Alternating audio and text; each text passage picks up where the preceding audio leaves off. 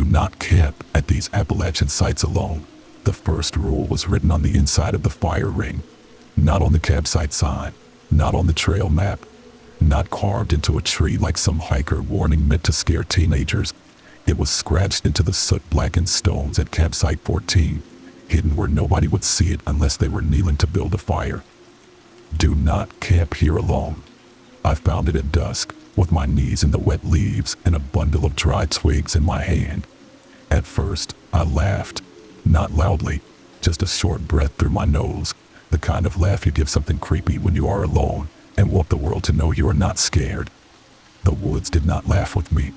They were too still. The campsite sat in a hollow below a ridge in western North Carolina, just off a feeder trail connected to the Appalachian Trail. On paper, it was perfect, legal backcountry site, 3 miles from the parking area, water source nearby, enough elevation to feel remote but not dangerous. There was a fire ring, a flattened tent pad, a bare cable strung between 2 trees, and a small wooden post with a reflective blue triangle nailed to it. Camp 14 maximum stay, 1 night. Below that, someone had added in black marker, sleep facing the fire. The marker had faded. The official text had not. I should have left when I saw that, but I had spent 4 hours driving, 2 hours hiking, and 6 months telling myself I was the kind of person who could sleep alone in the woods. So I stayed. My name is Aaron Vale, and I used to think loneliness was something you could cure by proving you did not need anyone. That sounds stupid now, but grief makes stupid ideas feel like discipline. My wife Mara died in February. Not dramatically, not in a way that made people whisper about fate. She slipped on black ice outside our apartment, hit the back of her head on the curb, and never woke up. One moment she was holding a grocery bag and complaining that I bought the wrong brand of coffee. The next moment she was on the pavement with oranges rolling into the gutter. The world kept its shape after that, which felt obscene. Bills arrived. Dishes dried in the rack. Her shampoo stayed in the shower. Her side of the bed cooled. People sent flowers and casseroles and messages that began with "I can't imagine," which was true. They could not. For months, I slept with the TV on. Then I stopped sleeping. Then I started walking. At first, city blocks, then parks, then trails. I discovered that exhaustion was the only thing that could push me under before the memories came circling. So I walked longer, harder, higher. I bought boots, a pack, a water filter, a lightweight tent, a stove, maps I barely knew how to read, and a headlamp that cost more than a week of groceries. Myra would have hated it. She liked hotels, clean bathrooms, and breakfast places with absurd pancake options. She once told me the woods were beautiful from a respectful distance, preferably behind glass. That was part of why I went. Not because I wanted to escape her, because I wanted one place grief would not know how to follow. Campsite 14 proved me wrong before night even fell. The fire would not catch. I had dry tinder, dry enough kindling, a small lighter, and one of those wax fire starters that usually burned like a little chemical miracle. The flame appeared, curled around the twigs, brightened for a second, then flattened as if pressed by invisible glass. Smoke spilled sideways and crawled over the ground. I tried again. Same thing. On the 3rd attempt, I noticed the smoke was not rising. It moved in a ring around the fire pit, clockwise, slow, deliberate. I sat back on my heels. The words inside the stone stared up at me. "Do not camp here alone," I whispered, too late. The smoke stopped moving. That was the first moment I felt watched, not by an animal. Animal attention has texture. You can sense direction in it. A deer freezes somewhere uphill. A bird goes silent. Something small slips under brush. This attention was circular. It came from every tree at once. It pressed against the back of my neck and under my jaw and behind my eyes. I stood quickly, wiped my hands on my pants and looked around. Nothing. Gray trunks, brown leaves, rhododendron ferns, the darkening green-black slope beyond the campsite. The last light of the day thinning above the ridge. No footsteps, no breath, no movement.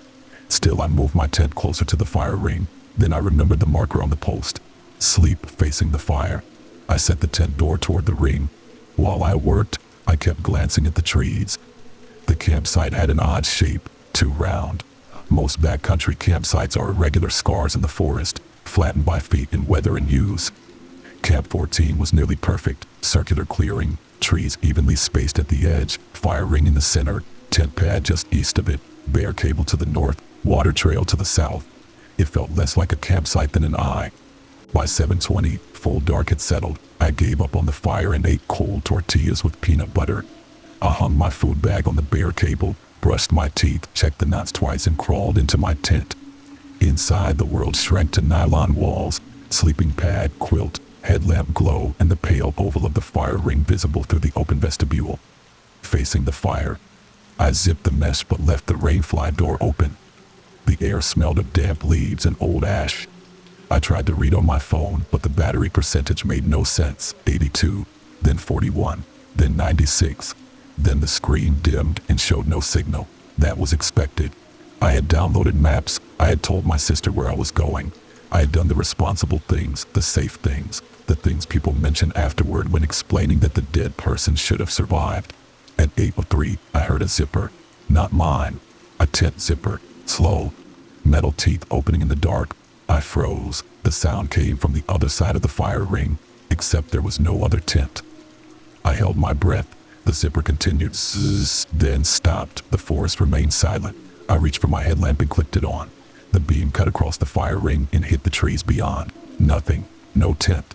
No person. No reflective animal eyes. I listened for footsteps. None. I almost called out, but some old instinct closed my throat. Instead, I turned off the lamp. Darkness returned. 5 minutes passed. Then a woman whispered from the other side of the fire ring, "Sorry, I thought you were asleep." I did not move. The voice was close, maybe 10 feet away, casual, embarrassed. The voice of someone at a crowded campsite trying not to bother a neighbor. I knew immediately it was not Mara. That should have comforted me. It did not. I reached for my knife. "Who's there?" I asked. The woman laughed softly. "Just me." "Who is me?" A pause. Then she said, "Site 13. My skin tightened. There was no Site 13 on the map. I knew because I had checked. The campsites in that zone were not arranged in a campground loop. They were scattered backcountry sites along different spurs. Camp 14 was alone. "You're at the wrong site," I said. "Am I?" I turned my head slightly, trying to locate her through the tent mesh. The dark outside had become thick enough to feel physical. The fire ring was barely visible, a low black circle against black ground. "You need to move on," I said. Another small laugh. "I can't. Quiet hours." The way she said it made my stomach clench, like it was a rule, like rules mattered here. I turned the headlamp on again. Nothing. The clearing was empty. No woman, no tent, no footsteps in the leaves. The beam shook in my hand. "Leave," I said. My own voice sounded thin. From behind my tent, a man whispered, "That's rude." I spun so fast my shoulder hit the tent wall. The nylon flexed against something outside, not wind. Something pressed back. A flat, steady pressure at shoulder height. I scrambled away, knife in hand. The fabric dimpled inward. A hand, not pushing hard, just resting there. Then another hand appeared beside it. Long fingers spread against the tent. The man outside sighed. "You came to a shared site." I could not breathe. The woman on the other side of the fire ring whispered, "He didn't read the reservation." More hands appeared on the nylon. One at the back, one near my feet, one high above my head, where no normal arm could reach unless its owner was standing impossibly tall. I clicked the lamp off. The hands remained as shadows against the tent wall. Very slowly, all of them withdrew. The campsite went silent again. I did not sleep. Around 9:30, my phone lit up by itself. No notification, no call, just the lock screen. The photo was of Mara. I had taken it 2 summers earlier at a roadside motel in Tennessee. She was sitting on the bed in an oversized t-shirt, hair wet from the shower, laughing at something on television. I had set it as my wallpaper after she died, then changed it because waking up to her face each morning felt like being buried. Now it was back. The time read 2:17 a.m. Impossible. It had not been dark that long. I unlocked the phone. No apps worked except the camera roll. It opened to photos I did not recognize. A tent pitched in the dark, photographed from the tree line. My tent. A blurry image of me kneeling at the fire ring earlier, looking down at the scratched warning. My food bag hanging from the bare cable. The back of my head through the mesh door, then a photo taken inside my tent of me holding the phone. In the photo behind my shoulder, Mara lay in my sleeping bag. Her eyes were open. I threw the phone across the tent. It hit the wall and dropped onto the floor. For several seconds I could hear only the pulse in my ears. Then something shifted inside the sleeping bag beside me. I looked slowly. There was no one there. The bag was zipped, flat, empty, but the indentation remained. A body-shaped hollow pressed into the down. From outside, Mara's voice said, "Aaron." I closed my eyes, not because I thought it would help, because grief is faster than fear. It took me by the throat before reason could move. "Aaron," she said again, closer now. "Why is the door closed?" I covered my mouth with both hands. The voice came from the tent entrance, soft, sleepy, slightly annoyed. Exactly how she sounded when I locked the apartment door chain before she came back from taking out trash. "You know I hate being outside alone," she said. I shook my head in the dark. "No, Aaron, no." Open the tent. Her hand touched the mesh. I heard the faint scrape of fingernails against it. "Baby, please." That was the worst part. Not the horror, the please. Mara had rarely said please like that. She was too stubborn, too proud in small domestic ways. But in the final seconds on the ice, when I reached her and she tried to speak through the blood in her mouth, she had made a sound like please. I had heard it for months in sleep. Now it was at my tent door. "You weren't there," she whispered. That broke something in me, because I had been there. I had been 10 feet away, arguing over coffee, holding my phone, looking at the receipt, annoyed about nothing. I had watched her step off the curb. I had heard the soft, awful crack. I had seen the exact second her body stopped being a person and became a problem people gathered around. "I was there," I said. "Then why didn't you catch me?" I bit my hand hard enough to taste blood. The mesh zipper moved, not opening, testing. Zzz, then back. Zzz, then back. "Aaron," she said, and now her voice had too much wetness in it. "It's cold out here." The temperature inside the tent dropped. My breath bobbed. Frost spidered across the inside of the mesh. I grabbed the zipper from my side and held it shut. On the other side, Mara laughed, not her laugh, a copied thing. Too long at the end. "You always hold doors closed after it matters." The tent collapsed, not fully, only for a second, as if something enormous had pressed one palm over the entire campsite. The poles bent, the walls flattened against me, and every object inside jabbed my body. I screamed and kicked, tangled in nylon and quilt. Then the pressure released. The tent sprang back. Outside, dozens of people whispered at once. "Quiet hours, quiet hours, quiet hours." I grabbed my pack and crawled out. The clearing had changed. There were tents all around me. Not one, not two, dozens. Old canvas-ridged tents, modern ultralight shelters, blue tarps strung low, military pup tents, cheap green department store domes, hammocks sagging between trees, all arranged in a perfect circle around the fire ring. No lanterns, no fires. But each tent had someone inside. I could see silhouettes through the fabric, sitting upright, facing me. My tent was still the only one with a visible door. The fire ring was full of ashes. In the ashes, something moved. I backed toward the trail. A zipper opened to my left, then another, then another. All around the clearing, tent doors began opening in slow sequence. Zzz. Nobody came out. They only opened. Inside each tent was darkness, not the ordinary dark of an unlit shelter, deeper, vertical, waiting. A voice spoke from the nearest tent. "Are you leaving before checkout?" It sounded like an elderly man. Another voice, a child, said, "He didn't pay." A third voice whispered, "He hasn't stayed the night." The trail out of Camp 14 was gone. Where the path should have been, there were only trees, identical trunks, evenly spaced. The campsite had become a room with wooden bars. I turned in a circle, headlamp shaking, trying to find the blue triangle post. There, still standing beyond my tent. Camp 14 maximum stay, 1 night. The marker beneath it had changed. Sleep facing the fire had been scratched out. New words had appeared. "Do not leave between first voice and morning bell." Morning bell. From the tents, the whispers grew louder. First voice. First voice. He answered first voice. "No deposit, no partner, single occupancy, single occupancy." I thought of the warning in the fire ring. "Do not camp here alone." It was not advice, it was policy. I ran toward the post. Not because I thought it would save me, but because signs meant rules, and rules meant there might be a crack. Behind the post, barely visible between rhododendron branches, I saw a trail. Narrow, steep, not the one I came in on. A second sign leaned against a tree. Site 15, 0.4 miles. Below it, 2 tenths minimum. I had no time to think. I ran. The woods closed behind me immediately. The whispers cut off as if a door had shut. My headlamp beam jumped over roots, rocks, wet leaves. Branches scratched my face. My pack bounced hard against my shoulders. The trail descended, then climbed, then bent around a boulder that looked too much like a crouching person. After a few minutes, I realized my footsteps were not alone. Someone was walking behind me, not running, walking at my pace. When I slowed, it slowed. When I stopped, it stopped. I did not turn. The scratched warning on Caleb's trail from another story would have said that. Do not turn.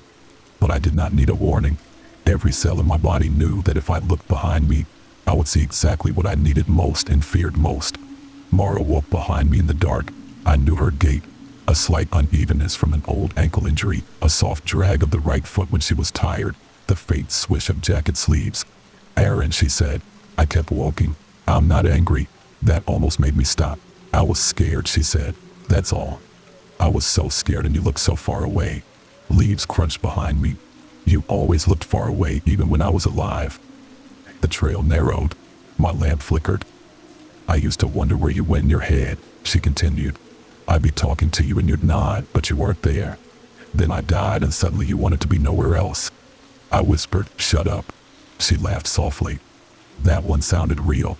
Isn't that funny? The trail opened into Site 15. It was smaller than Camp 14, perched on a slope above a creek. 2 tent pads had been cut into the earth at different levels. The fire ring sat between them, half collapsed. A bear box stood near the edge of the clearing, dented and rusted. The blue triangle post leaned crookedly. Site 15, group site minimum occupancy 2. Someone had carved beneath it. If you arrived alone, wait for the other one. I bent over, hands on knees, trying not to vomit. Behind me, footsteps entered the clearing. Stopped. I did not turn. Mara sighed. I'm tired. I closed my eyes. Then sit down, I said without thinking. Every insect in the forest went silent. The air thickened. I realized what I had done. I had invited her to stay. Slowly behind me, nylon rustled. Tent poles clicked, stakes pressed into soil. A zipper opened. Mara said, thank you. I turned then. There was a second tent on the lower pad, small, orange, the exact tent Mara and I had bought for one failed camping trip 6 years earlier, used once, hated by both of us, and donated the next week. Its door was open. Inside, Mara sat cross-legged in her blue rain jacket. Her head was dented at the back. Her hair was full of wet leaves. She smiled at me. You're supposed to set up beside me. I stumbled backward. No, you waited for the other. No, you read the rule. You're not her. Her smile twitched. Not all of her. The creek below the campsite began to murmur louder. At first it sounded like water over stone, then like voices underwater. Many voices. Mara crawled forward until her face reached the mesh door. I have the part you left on the pavement. The bear box behind me banged. I spun. The metal lid jumped once, then again. Something inside scratched slowly from left to right. Mara whispered, don't open food storage after dark. The lid banged harder. On its front, letters appeared in condensation. Not food. Then, gear check. The latch lifted. I stepped away. The lid creaked open 3 inches. Inside, my sister's voice said, Aaron. My sister was alive in Richmond. I had texted her before the hike. I had told her not to worry. Aaron, are you there? The voice said. A ranger called me. My hand moved toward the box. Mara hissed from the tent. Don't. The voice inside the bear box began to cry. Please answer. They said they found your pack. They said there was blood. My phone vibrated in my pocket. I pulled it out. No signal. Incoming call. My sister. The bear box whispered her voice at the same time. Pick up. The phone buzzed. The box scratched. Mara watched from the tent, smiling now with too many teeth. I understood suddenly. The campsites were not just places. They were arrangements. Camp 14 required occupancy. Site 15 required pairs. The bear box required storage. The trail was feeding rules into grief and watching what I obeyed. I powered off the phone. The screen went black. Inside the bear box, my sister's voice stopped crying. For 1 second, there was silence. Then something massive slammed against the inside of the metal box. The lid flew open. Darkness poured out. Not smoke, not shadow. Darkness with weight. It spilled onto the ground, spread across the leaves, and shaped itself into objects as it moved. A grocery bag, a cracked phone, Mara's left shoe, the orange that had rolled under a parked car, My sister's hands, a hospital blanket, the old donated tent, a steering wheel, a white blaze, a wedding ring. Mara crawled out of the tent. Her limbs bent badly, not broken, rearranged. She rose too tall, her head tilted at an angle no neck should allow. "You can't keep refusing rooms you already entered," she said. I ran again. Not down the trail. There was no trail now, only uphill, through laurel thickets, away from Site 15, away from the orange tent, away from the bear box coughing up pieces of my life. Behind me, Mara screamed. It was not a monster scream. It was worse. It was the sound she made when she realized she was falling. A short, surprised cry, repeated over and over. I crashed through branches until the ground vanished. For one weightless second, my headlamp beam showed empty air, rocks below, and black water flashing between them. Then I fell. The landing drove the air from my lungs. Pain burst through my left leg. I slid down wet stone, hit a fallen log, and stopped with half my body in a creek. Freezing water soaked my clothes. My headlamp cracked against rock and went out. Darkness, total. I lay there making small animal sounds, unable to tell if I had broken anything. My shin burned. My ribs ached. My palms were torn. The cold water numbed my left side. Above me, the woods rustled. Mara stood at the edge of the drop. I could not see her. I could feel her looking. "Do you remember what you said that morning?" she called. I squeezed my eyes shut. Of course I did. People think last words matter because they are final. But sometimes the ordinary words before the final ones are worse. The words that prove you did not know the moment was sacred until after you ruined it. We had argued over coffee. She liked a local roast. I bought the cheap brand. She teased me. I snapped. She snapped back. We left the apartment irritated. On the sidewalk, she said, "You don't listen to anything I say."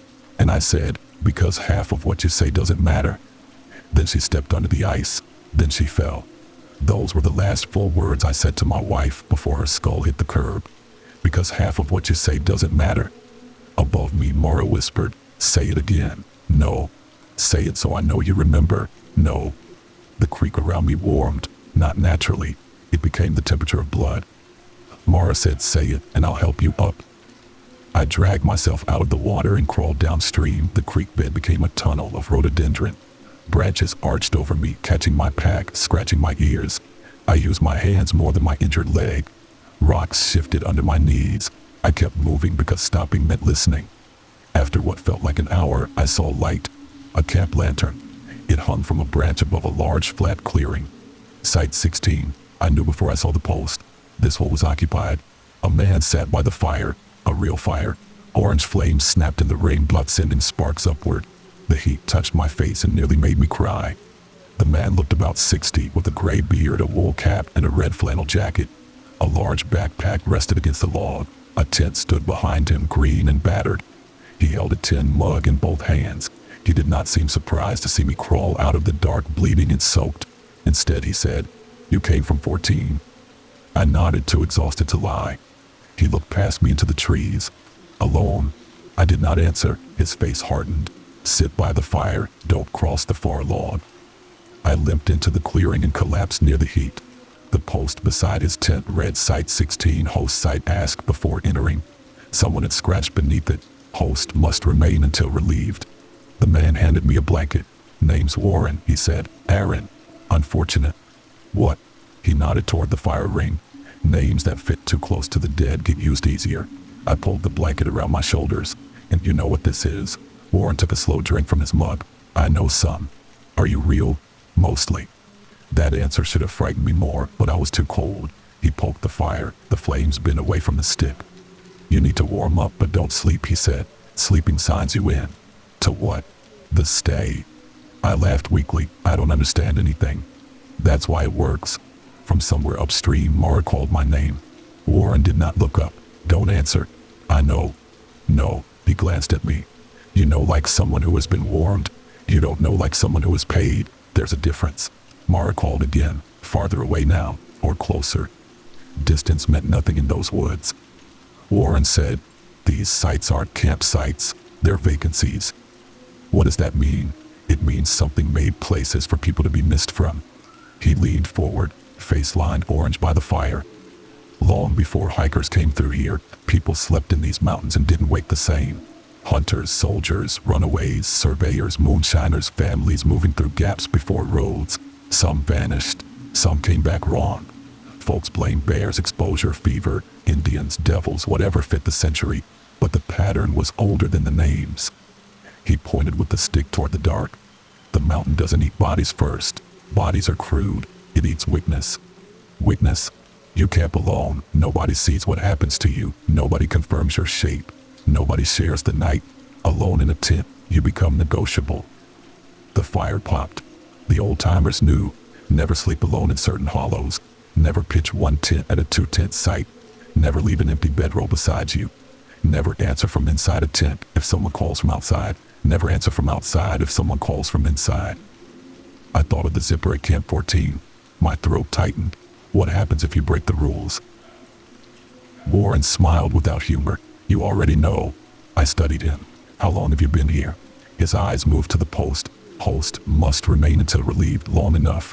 You're trapped. Hosting. That's trapped. Words matter less than duties here. A shape moved beyond the firelight. Mara. No, not Mara. The thing using her outline stood between two trees, bent from the fall that killed her, head tilted, arms hanging too long. Its eyes reflected the fire as two flat orange dots. Warren lifted one hand. Sight's full, he said calmly. Mara did not move. Warren repeated louder, sight's full. The thing smiled. In Mara's voice it said, he invited me. Warren looked at me. My stomach sank. At sight 15 I had said, then sit down. Warren closed his eyes. Boy, I didn't know. You never do when it matters. Mara stepped closer. The fire dimmed. Warren stood slowly, joints cracking. Stay behind me. I can help. No, you're the reservation. He took a small bell from his pocket. Brass. Old. Dull. He rang it once. The sound was tiny, almost pathetic. But the woods reacted. Every tree around Site 16 leaned away. The thing wearing Mara stopped. Its face trembled, features sliding. For a moment I saw what was underneath. Not a creature, a campsite. That is the only way I can describe it. A circle of darkness ringed by pale stones. A black tent with its door open. A fire burning without fuel. A sleeping bag breathing, empty boots standing at attention. A picnic table set with teeth. Space pretending to have hunger. Then Mara's face returned. Warren rang the bell again. The thing hissed. Host cannot deny family. Warren's face changed, not fear, sadness. Oh, he said, that's your hook. The thing turned its head toward him. A child's voice came from its mouth. Grandpa. Warren staggered. The firelight flickered blue. A little girl stood where Mara had been. Maybe 8 years old. Blonde hair, puff pink jacket. Mud on her knees. She held a stuffed rabbit by one ear. Grandpa, I got cold. Warren's hand shook around the bell. I understood then why hosts stayed. Everyone had someone outside the firelight. The little girl held out one hand. You said you'd come back with marshmallows. Warren whispered, Ellie. The girl smiled. Her mouth was full of tense steaks. I grabbed Warren's wrist and rang the bell for him. Hard. The sound cracked across the clearing like a gunshot. The girl shrieked, folding backward into Mara, then into a tall black tent, then into nothing. The fire roared high. Warren fell to one knee. For several seconds, neither of us spoke. Then he said, you need to get to Site 17 before dawn. What's at Site 17? Registration. That sounds bad. It is. Then why? Because you've already moved through occupancy, pairing, storage, hosting. The sites have accepted you as active. If you don't complete the loop, you become overflow. I stared at him. What is overflow? Warren looked toward the ring of darkness beyond the fire. Voices in the woods, hands on tents, zippers with nobody holding them, advice scratched where desperate people might find it too late. I thought of the warning in the fire ring, do not camp here alone. Those were people. Son. My mouth went dry. Can I leave? Not directly. Can you come with me? Warren gave a small tired smile. Host must remain until relieved. No. Yes. Hey, I'm not replacing you. I didn't ask you to. He pulled a folded map from inside his jacket and handed it to me. The paper felt greasy and soft from use. It did not show normal trails. It showed campsites. 14, 15, 16, 17. Then dozens more arranged in spirals, loops, clusters, impossible overlaps. Some were crossed out. Some had names instead of numbers. Some moved slightly when I tried to focus on them. At the center was a black circle labeled Group Site, a no maximum occupancy, Warren Tab Site 17. You go there. You sign out. How? You tell the truth before it tells it for you. What truth? Not the dramatic one, the real one. I don't know what that means. You will. He pressed the brass bell into my hand. Only ring this if a site refuses its own rule. Not if you're afraid, not if you're sad, not if something uses a voice you love. Rules matter here. Panic doesn't. I looked at the bell. What happens if I ring it wrong? Warren nodded toward the darkness. You'll make a sound that can follow forever. The fire began shrinking. Warren looked up. Go. I struggled to stand. My legs screamed with pain. At the edge of the clearing, I turned back. Warren, he looked at me. If I get out, can I send someone? His expression told me the answer before he spoke. People come looking all the time. The fire went low. Beyond him, at the far side of Site 16, the little girl in the pink jacket stood watching. Warren turned his back to her and faced the fire. I left. The trail to Site 17 was marked by blue triangles nailed to trees. Some were official plastic markers, some were painted, some were cut from fabric, some were made of skin. I did not touch those.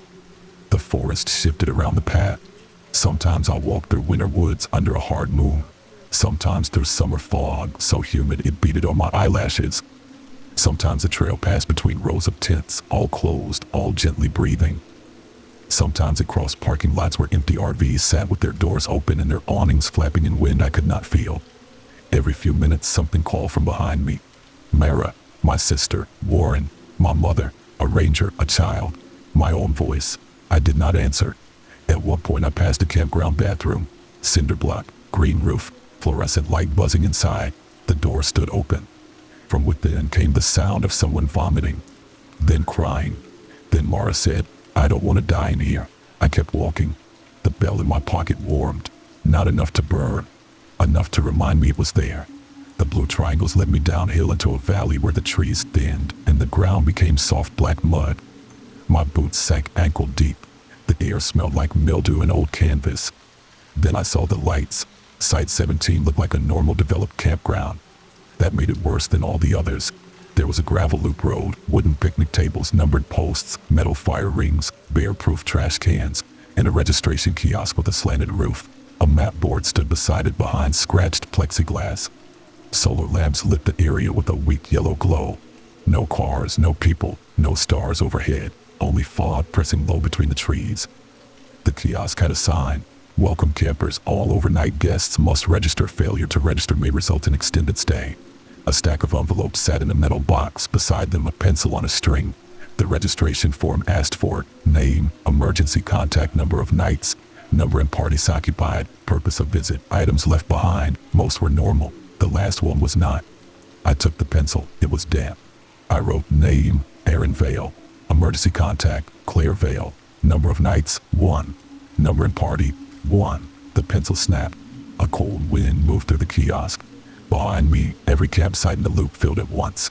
Tents snapped into existence, tarps tightened, camp chairs unfolded, coolers appeared under tables, lanterns glowed, fires burned blue and metal rings, and people stood outside every tent. Hundreds of them, silent, waiting. A campground host emerged from the fog. She wore a green vest and held a clipboard. Her face was almost ordinary except for the fact that it had been sunburned so badly the skin had peeled away in translucent curls. Beneath it, there was tree bark. She smiled. Number and party is incorrect. I gripped the pencil. I'm alone. No, I came alone. No, the campers around the loop whispered. No, no, no. The host tapped the clipboard. You arrived with one attached occupant. Mara is dead. The host's smile widened. Dead does not mean absent. From Site 17's nearest tent came the sound of Mara crying. I did not look. The host said, number and party. I swallowed. 1. The campers hissed. The host's eyes darkened. False registration may result in extended stay. The bell in my pocket warmed again. A rule had been invoked. False registration. But what was false? I thought of Mara on the pavement. Mara in the tent. Mara behind me on the trail. Mara's voice asking why I did not catch her. Dead does not mean absent. I crossed out the number. Number and party 2. The campground relaxed. Fires softened. The host nodded. Site occupied. 14. The host's pencil moved across her clipboard, though her hand did not. Purpose of visit. I almost wrote hiking. Then healing. Then escape. All lies. The host waited. Every camper watched. Mara's crying stopped. I wrote purpose of visit. To prove I could be alone without her. The pencil did not break. The host smiled politely. Items left behind. I looked at the blank line. Something moved behind the kiosk. Mara stepped out of the fog. Not broken now. Not wet. She looked as she had on an ordinary morning. Hair tied loosely, gray sweater, annoyed expression, arms folded against the cold. "You know what you left," she said. I gripped the pencil until my fingers hurt. "What?" She looked disappointed. That was the most accurate thing the trail had made. Not her voice. Not her face. That expression. "You left before I was gone," she said. "No. Yes. I was there. You were standing there. That's not the same." The campers murmured approval. The host watched. Mara came closer. "You left every time I needed you to feel something inconvenient. In arguments, at doctor appointments, when my father called, when I was scared about money, when I wanted to talk about children. You left without leaving the room." I shook my head. "That's not fair." "No," she said. "It's true. Fairness is what people ask for when truth arrives ugly." My vision blurred. I hated that. I hated the intelligence of it. I hated that the thing had learned enough from my grief to speak in a way she might have spoken if death had not polished her into a saint in my memory. The host tapped the form. "Items left behind," I wrote. "Items left behind." My attention. The campground lights flickered. The campers leaned forward. Mara looked at the form. "That's one." I stared at her. "One." She stepped closer. "What else?" The registration form lengthened. More lines appeared under items left behind. I wrote, "Patience." The pencil moved easier. Honesty. The fog thickened, opened somewhere behind me. The ability to hear her without defending myself. Myra nodded once. The line below remained empty. I knew the last one. My hand refused to write it. Mara waited. The campground waited. The host waited. I wrote, "Her." For a moment, everything stopped. Then the entire campground exhaled. Fires blew sideways. Tent walls sucked inward. The host closed her clipboard. Registration accepted. I almost collapsed. "Can I leave?" She smiled. "Checkout is at dawn." "What time is it?" She pointed toward the loop road. A payphone stood there. I had not seen it before. It began to ring. The sound was bright, metallic, impossible. The host said, "Wake-up call." I knew better than to answer. I also knew rules mattered. The sign on the kiosk changed. "Checkout requires confirmation call." The phone rang again. Mara looked at me. "Don't let it speak first," she said. I stared at her. "Are you helping me?" "I'm the part of her you brought," she said. "That doesn't mean I belong to it." The payphone rang a third time. The host smiled thinned. I crossed the loop road. Every camper turned to follow me. The receiver was slick with condensation. I picked it up. Before anything could speak, I said, "I am checking out." Silence. Then a voice answered. Mine, but older. Much older. "Reason for early departure." I looked back at Mara. She stood beside the kiosk, arms folded, watching with an expression I could not read. "Because staying here won't bring her back," I said. The line crackled. My older voice said, "Incomplete." The campground groaned. Tent doors opened one by one. Inside each tent sat a version of me. Me crying over her shampoo bottle. Me drunk on the kitchen floor. Me watching the funeral from outside myself. Me screaming at my sister. Me ignoring calls. Me standing over Mara's body with oranges around my feet. Every one of them turned toward me. The voice on the phone said, "Reason for early departure." I pressed my forehead to the metal booth. "Because I'm using her death to avoid admitting I was lonely before she died." The line hissed. The tent stopped opening. Mara's face changed. There. That was the truth beneath the truth. I had not gone to the woods only because Mara died. I had gone because her death removed the last person who could prove I had been unreachable while living. Grief had given me a noble costume for an old emptiness. The voice on the phone breathed. "Checkout approved." The campground lights went out. Dawn arrived all at once. I stood in a real parking lot beside a real trailhead bathroom, holding a dead payphone receiver that had not been connected to anything in years. My leg was bleeding. My clothes were soaked. My pack was gone. The brass bell sat in my palm. Across the lot, a wooden information board displayed a normal hiking map. No Camp 14, no Site 15, no Site 16, no Site 17, just trails, contour lines, warnings about bears, and a printed notice. Backcountry camping by permit only. Do not camp alone in undesignated sites. A ranger found me 20 minutes later. Not Miller, not Warren. A young man with kind eyes and a radio clipped to his jacket. He asked what happened. I told him I slipped. He called for help. While we waited, he gave me water and asked if anyone else was with me. I said no. The woods behind him rustled. For a second I saw Mara standing between the trees. Not broken, not monstrous, not smiling, just watching. Then she was gone. I thought that was the end. That is how people survive horror in stories. They escape the impossible place, return wounded but alive, carry a few scars, maybe doubt shadows for the rest of their lives. The credits roll before the next night. Real things do not care about endings. I recovered, mostly. My leg healed badly, leaving a stiffness in cold weather. My sister cried when she saw me and then slapped me so hard my ear rang. I told her enough to sound traumatized, but not enough to sound insane. She made me promise I would never hike alone again. I promised. I meant it. For a while, the promise held. I sold my camping gear. I deleted trail apps. I avoided forests, parks, even tree-lined streets when I could. I moved to an apartment with no view of green spaces. I started therapy and told the truth in careful, digestible portions. My therapist said grief was not a haunting. I did not argue. Then in August, a package arrived. No return address. Inside was my missing tent, folded perfectly, dry, clean. It still smelled faintly of smoke and wet leaves. On top sat a backcountry permit printed on waterproof paper. Applicant, Aaronvale Group, Site 14, status incomplete. Stay balanced due one night. I burned it in the sink. The smoke moved clockwise. The next morning I woke to find soot inside my mouth. After that, things began appearing in places they should not.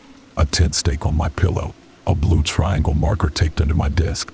A campground envelope in my mailbox, blank except for the words items left behind. Once, while buying groceries, I turned down the coffee aisle and found Mara at the far end holding the cheap brand I had bought the morning she died. She lifted it, raised one eyebrow, and vanished behind a woman pushing a cart. I stopped going to that store. In October, on the anniversary of my stay, my phone rang at 2:17 a.m., unknown number. I did not answer. It rang until voicemail. In the morning, there was a message. At first, only Win. Then Warren's voice. Aaron, if you got out, that means you can come back. A long pause. Fire crackled in the background. Then he whispered, host must remain until relieved. I deleted it. The next night, another voicemail. This time a little girl. Grandpa says you have the bell. Deleted. Third night. Mara, you left something kind behind too. Deleted. Fourth night. My own voice, terrified. Do not make the mistake of thinking escape is the same as checkout. I threw the phone into the river. At home, a new voicemail waited on my laptop. No sender, no file name, just audio. A crowd of campers whispering, overflow, overflow, overflow. That is when I began researching. Not internet ghost stories, not creepypasta. Records, missing person databases, old newspapers, Forest Service archives, trail registers, police reports, death certificates, local histories, oral histories, obituaries that mentioned last camping trip, failed to return from overnight stay, beloved outdoorsmen, presumed lost, no foul play suspected. The pattern was worse than I expected. These sites moved, or maybe they did not move, and maps simply failed around them.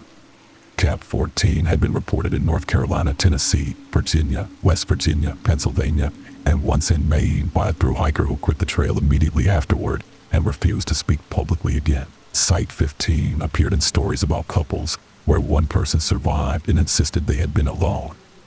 Site 16 showed up in old ranger notes as occupied by unauthorized host. Do not engage after sundown.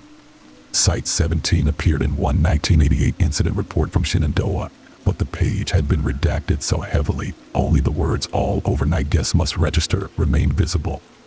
And group Site A appeared nowhere official. Only in private journals, only in final entries. One line repeated across decades. We thought more people would make us safer. That was the deepest hook. Do not camp alone, so people came in pairs, then groups, then scout troops, then families, and some sites wanted exactly that. More witnesses, more shapes to copy, more grief braided together. I found a photograph from 1976 in a digitized local paper. A church youth group smiling at a trailhead before a weekend campout. 14 teenagers, 2 adult leaders. The article beside it reported that bad weather forced them to return early. But in the photo, behind the group, barely visible between 2 trees, was a wooden sign. Group site, a no maximum occupancy. Every person in that photo died within 1 year. Not in the woods. Car accidents, house fires, drownings, a gas leak, a fall from a ladder. One suicide, one disappearance. The trail had checked them out into the world. That phrase came to me and would not leave. Check them out. Like equipment, like borrowed tents, like something the mountain expected returned. By November, I understood the terrible joke. The warnings were true. Do not camp at these Appalachian sites alone. But the opposite was not safety. Nothing was safety. Alone, the sites could make you negotiable. Together, they could make you responsible. Every person you brought became another door. Every memory shared became another path. Every love became another handle for something in the dark to grip. I tried to tell people, not publicly. I was not that stupid. I contacted hiking forums under fake names. I replied to posts from solo campers asking about obscure sites. I emailed rangers with coordinates and warnings. Most ignored me. Some thanked me politely. One wrote back, "We are aware of unauthorized backcountry signage in that area. Please do not spread alarm." 2 days later, his email address bounced. In December, my sister called. Her voice was tight. "I need you not to freak out." That made me stand so fast my chair fell. "What happened?" "I got a permit confirmation." The room tilted. "For what?" "I didn't apply, that's what I'm saying." "What does it say?" Paper rustled. "Backcountry camping, site 14, group size." She stopped. "What? Aaron, why does it say group size 3? My mouth went dry. "Where are you?" "Home." "Are you alone?" A pause. "No." "Who's there?" "My daughter, my niece Emma, 6 years old." The room seemed to get farther away. My sister said, "Aaron, what the hell is going on?"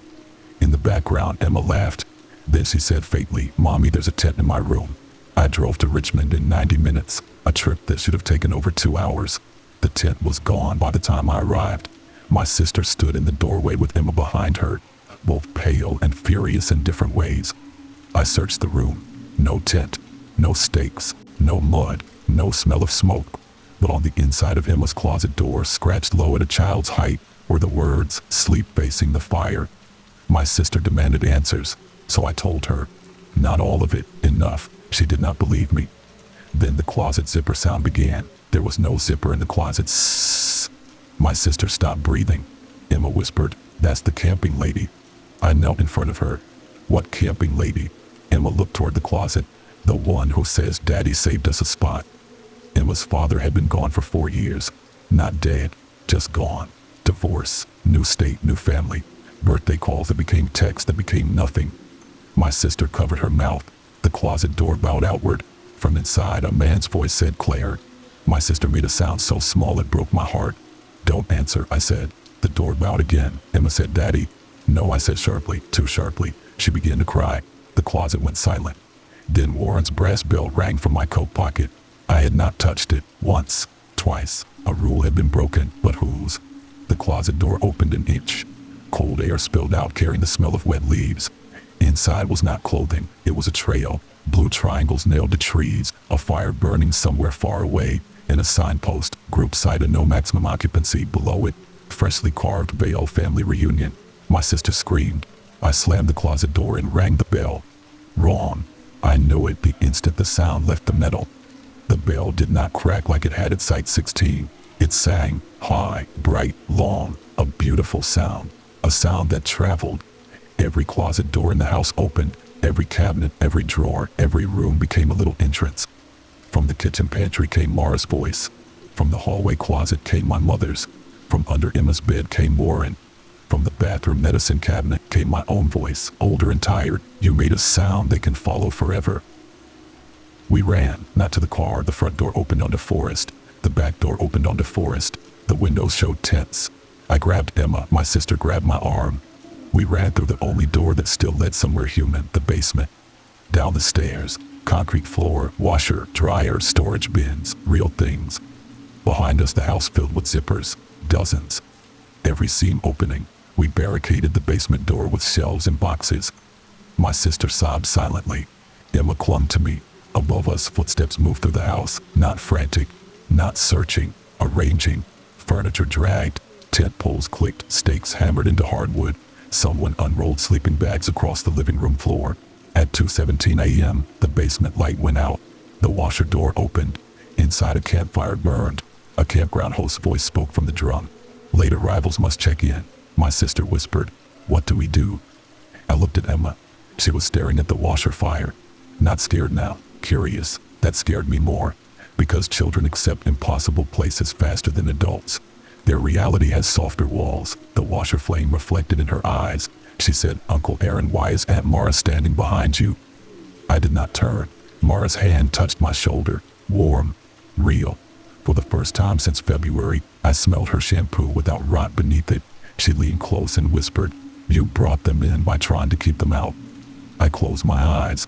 What do I do? Stop camping in the doorway. I understood. Not fully. Enough. All this time I had treated the horror like a place that invaded ours.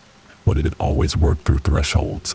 Tent doors, bare boxes, registration kiosks, closets, phones, memory, grief.